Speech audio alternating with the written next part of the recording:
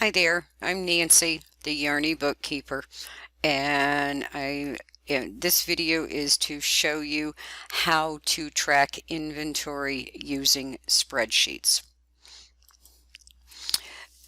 So in the Handmade Business Resource Library on my website, yarnybookkeeper.com, I have uploaded an inventory spreadsheet. Now, I'm sure most of you know, if you've been reading my blog for any length of time, that I am really not a spreadsheet fan. And it's because one spreadsheet leads to another, which leads to another. And the next thing you know, you're kind of like running around like a hamster in a wheel with all of these spreadsheets. But hey, I get it. You know, you're just starting out. You know, you don't have a lot of money to spend. You think bookkeeping software is too hard. You know, maybe you think, I don't understand all this. So based on all of that, I did create a spreadsheet that is free in the resource library when you subscribe to my newsletter. There's also other things up in the resource library, but this spreadsheet has 3 tabs at the bottom. It has a materials inventory master. It has one for finished items, and it has another for consignment. Now, these are all pretty much a behemoth. They're big, they're complicated because inventory is complicated. You know, there's a lot of moving pieces, and I'm going to enlarge this to 100% so that you can see my screen a little better. So the first one we're going to talk about is the materials inventory master. Now, there's a lot of things to keep track of regarding inventory, and I've tried to address most of them here. So here's the information about what you bought, okay, and what it cost you when you bought it. All of these pink areas are where you're going to enter information. The green cells are where I have put in a formula for you. Okay, and the purple ones, you either have to create your own formula or you just have to enter the data. So one of the principles of keeping inventory is to know what you have on hand. So that's what the first section of this spreadsheet is about, right over to column M. Okay, so as you buy inventory, as you buy yarn, you would put in the date that you bought it, you'd put in your brand name that you purchased, the colorway. Now, because here I'm just like everybody else who designs spreadsheets, I don't know if you're tracking your yarn costs by yards or meters, or if you're tracking your yarn costs by ounces or grams. So both of them are here in this spreadsheet. So you tell it, you know, I bought 1 skein. Each skein has 180 yards, and I'm doing everything in yards here, okay?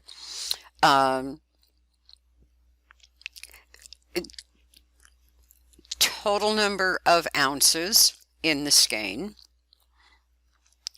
And then it says, okay, well, I bought, here's the formula. I bought 1 skein with 180 yards. So now I have purchased 180 yards, or I have purchased 3.5 grams. And then I can break it down and say, how many yards is there per ounce? And that is simply taking the total number of ounces and dividing it by the total number of yards. Okay, so now you can come up with how many yards there are in an ounce. You need to plug in what you paid for it, and then the spreadsheet is going to give you a cost per yard, and that calculation is the price you paid for it divided by the number of yards in a full skein. So it gives you a cost price per yard. It will also give you a cost per ounce, okay? And that is, again, a simple formula. It's how much you paid for the entire skein divided by the number of ounces that is in the skein. And then it says, okay, I have just added $2.99 into my inventory cost, because inventory is always based on what you paid for that yarn. So that's our first piece. This is what's coming in. And this is where it's going to get hard for you to see, because this spreadsheet has a lot of columns. So the next thing that we want to keep track of is how much we used, okay, in a finished item. So here I have a finished item where I used 807 yards and I had 3 yards in scrap or waste. So now I need to figure out how much that total is that I removed from inventory. Now I have $18.48 that I removed from inventory, okay, with a total of 810 yards. So now, yes, this is where spreadsheets, I don't like them. I have to come back over and say, okay, I used this Red Heart Unforgettable in Bistro. Okay. I had 3 skeins, total of 810 yards. Out of that 810 yards, I used the 807, and I had 3 yards in scrap. So here I know automatically I'm taking $18.48 out of inventory. So that's where this number comes from. Okay. And here's my inventory running balance. As I take things, as I buy things and put them into inventory, it's automatically going to increase. Okay, you can see here I bought something for $2.99. Here I put another item in for $5.98. That gives me my running balance of $8.97. Then I bought $18.48 worth of yarn. That brought it up to $27.45, and now I'm taking that $18.48 out of inventory. So that means that the running balance, or the balance in my finished items in my materials inventory is $8.99 or 97 cents, sorry. So we've taken care of things coming in, things going out. And it's always this running balance that you're going to take into consideration when you look at your year-end stuff. Okay. So the next thing that we want to keep track of about inventory is what the retail price is of the yarn or other supplies that we purchased, because we need to know what those retail prices are, because we're not guaranteed that we're always going to get anything on sale again. So here you look at this first one, I paid $2.99 for it, but it retails for $3.69. So when I do my cost calculation, okay, so for my sales price, I have to use that $3.69. So that's why it's important to keep track of this. And again, it will the spreadsheet, and you'll have to do these formulas, okay? But you can take the retail price per skein and divide it by the number of yards that you bought, or you can take the retail price of the skein and divide it by the number of ounces that you bought, so that you know how to accurately price stuff. Now, what I will say is, if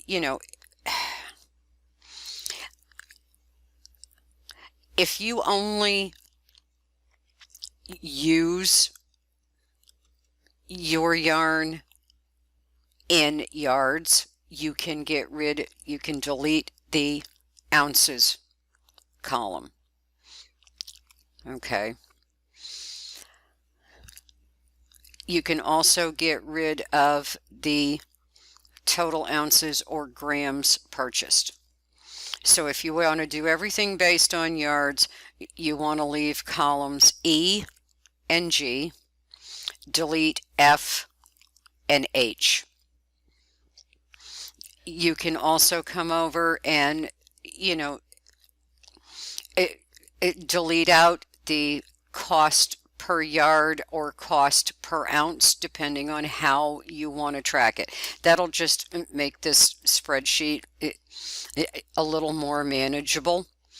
And again, you can come over, and if you track only in yards, leave column N. If you track only in grams, leave column O. Okay. And the same with in the retail section. If you use it by yard, leave the price per yard sell price, get rid of the per ounce. Okay. And I did put a little color code over here for you, where it tells you, anything that's pink, you enter the information. Anything that's green, the formula has been done for you. And anything that's in purple, you either need to create the formula or do the math outside of Excel or Google Sheets. So let's take a look at finished items inventory. So, and when I say a lot of moving parts, I'm really serious. If we come back over to our materials inventory, you can see we bought the Red Heart Unforgettable in Bistro.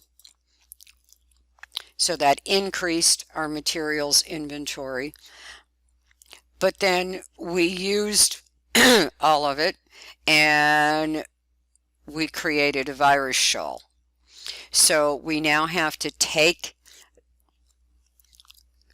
the bistro out of materials, and we have to put it over in finished items.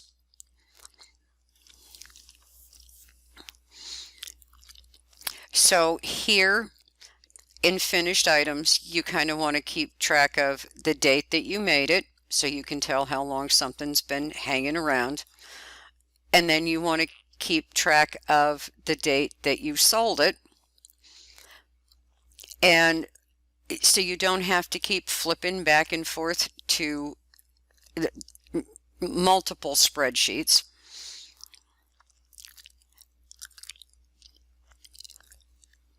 You put in the number of yards that you used, and remember that was 807. We got our cost per yard or ounce that came out of the material inventory master. So here's our cost to make it, just in materials, just what we paid for it. Now, in addition to the yarn, let's say you used 6 wooden beads. They were 10 cents a piece, so that gave you a total of 60 cents. So now over here in the total cost to make, you either create a formula that adds these two numbers together, or you do the math outside of Excel or Google Sheets. So that's recording, putting a finished item into inventory. Okay, so let's keep going with this virus shawl example.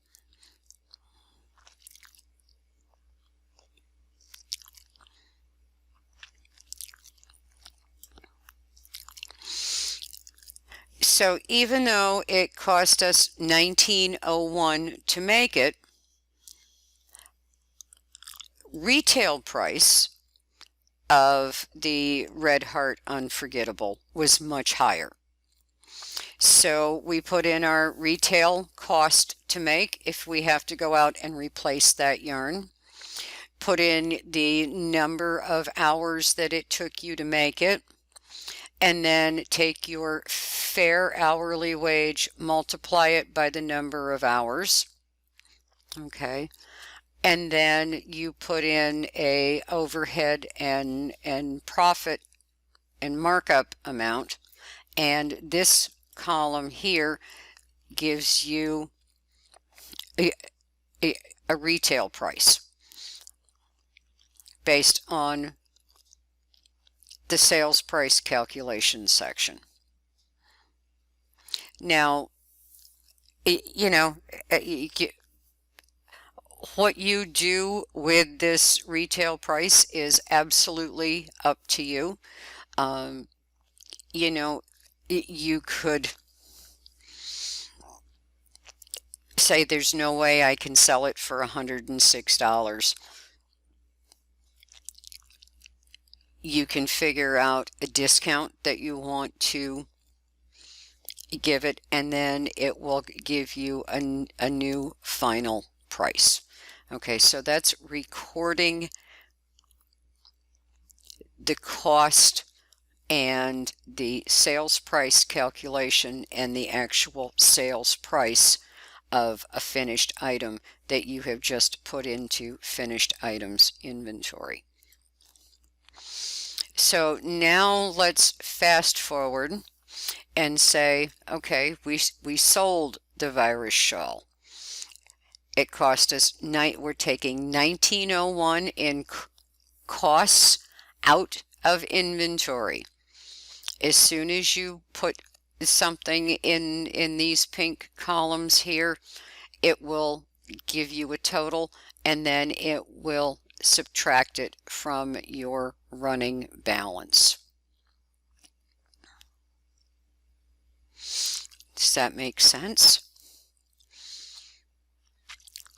You know, and one of the things about finished items, you know, you need to keep track of the cost of items that you removed due to theft or damages.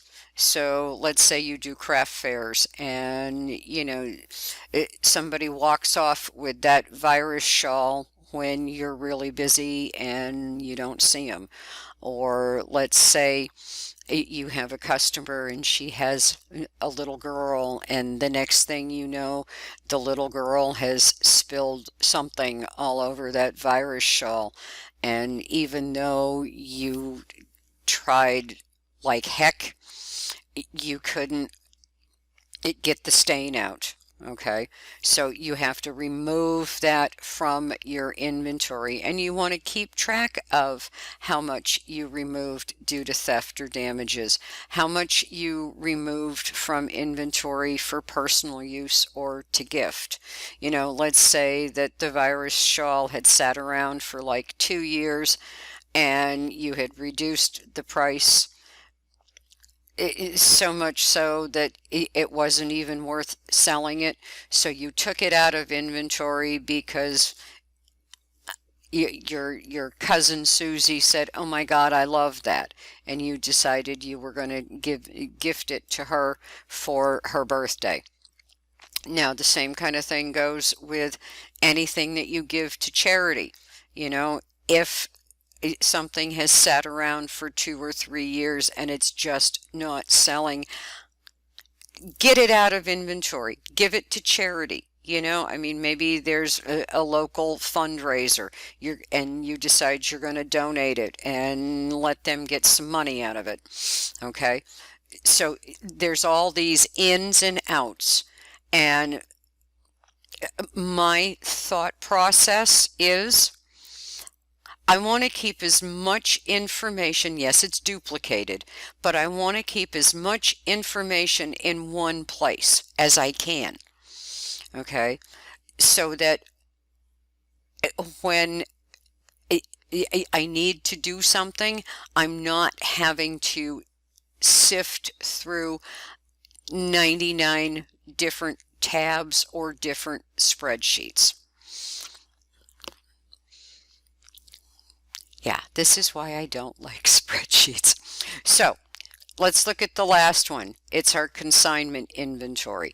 Now it's the same layout as our finished items. It's just we are separating the things that we have on hand available for us to sell versus you know, let's say you sell on consignment. So those items are in a totally different place. You don't have them available to reach into your closet or wherever you keep your finished items and actually sell that shawl to somebody else. It's sitting in a shop somewhere. So you want to keep track of how much finished items you have on consignment.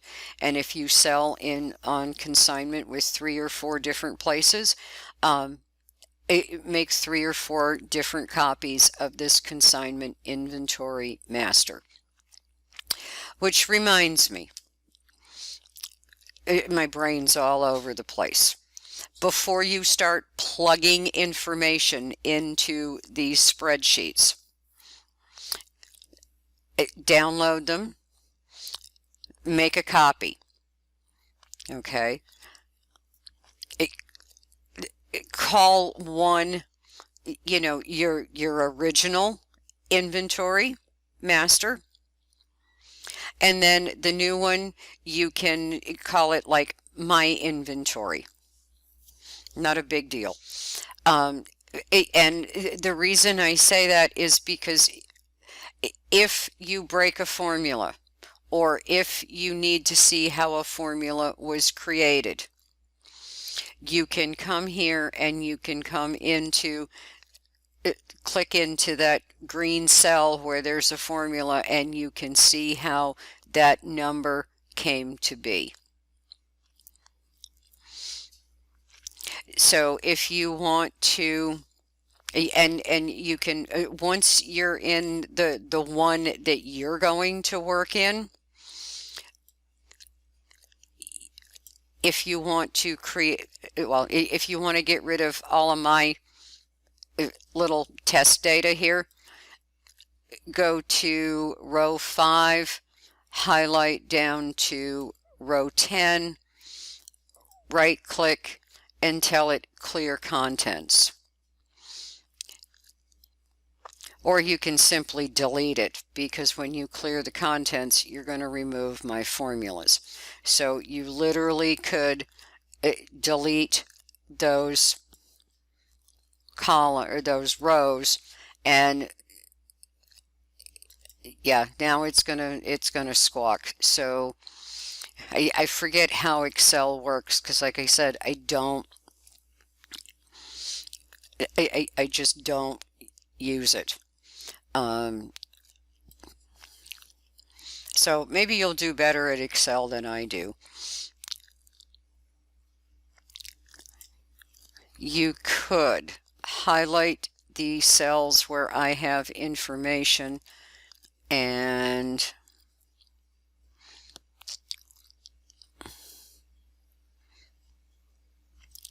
clear contents. No, sorry.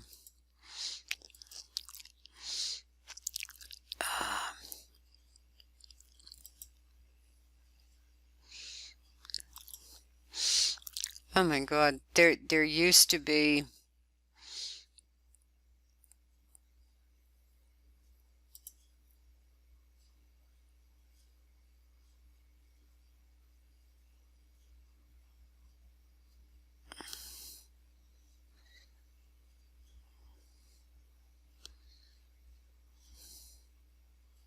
okay, here it is. I don't use Excel very often, so forgive me. It come up into the Home tab, choose this clear, hit clear contents, and there you go. That leaves, no, it doesn't leave my formulas. So delete the rows. If you have trouble, give me a shout, and I'll see what I can do to figure out how in the name of God to do this. The easy way to preserve formatting is just come in and click into each of those cells and delete what's there. Okay. Yeah, I know. Sorry. You can laugh. I'm a software girl. I don't have to worry about all of this crazy formulas and stuff. So you could literally just click through it and delete the stuff.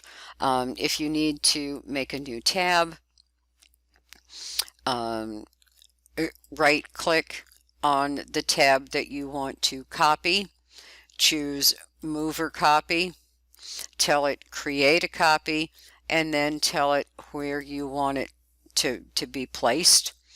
Click OK, and now you've got finished items inventory master first sheet, and then finished items inventory master 2, which means it's a copy, and then you can right click and choose rename, and you could call it my finished inventory. Okay, so that's as much brain power with Excel as I can do. I'm pretty sure all the formulas are correct. If you run into trouble, give me a shout via email, or come to my Facebook group and say, hey Nance, what the hell did you do, or what the hell did I do, and I'll be sure to help you out. Other than that, thanks for joining. Have a great day, and happy inventory.